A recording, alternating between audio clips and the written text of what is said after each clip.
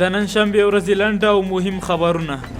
قطر سبا او بل سبا د افغانستان په اړه د یوې غونډې کوربه دی. د روانې فبرورۍ میاشتې په 18 او 19 د 18 هیوادونو استازي د قطر په پلازمینه دوحه کې د افغانستان په اړه غونډه کوي.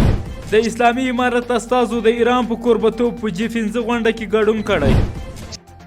د ټولګټو وزارت سرپرست وزیر د کابل کندهار لوی لارې له کاري بهیر څخه لیدنه کړې. د سیمې هیوادونو ټرانزیټي موټرو ته اسانتیاوې رامنځته شوي. د اسلامي امارت مسؤلین وایي د ګاونډیو او سیمې هیوادونو ټرانزیټي موټرونو ته اسانتیاوې رامنځته شوي.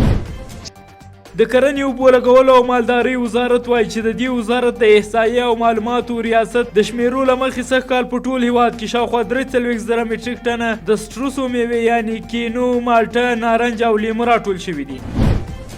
په هرات کې په نشهیي توکو د راټول شوي روږدو کسانو د درملنې میاشتني لګښتونه 12 میلیونه افغانۍ دي چې د اسلامي امارت لخوا ورکول کیږي.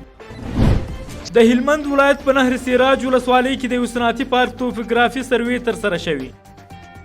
روان کال په پکتیکا کې شاوخوا 11,000 کورنیو پاکو اوبو ته لاسرسی پیدا کړی. د ټرانسپورټ او هوایي چلند وزارت وایي چې د دې وزارت له لوري د 4,325,000 افغانیو په ارزښت د فیض آباد هوایي ډګر ځغاستلي کې بیا رغونې چارې په چټکۍ سره روانې دي. د کندهار ښاروالۍ په 3مه ناحیه کې د ګل قلعهچي سړک د پرایم کوټ طبقې چارې ترسره کړي.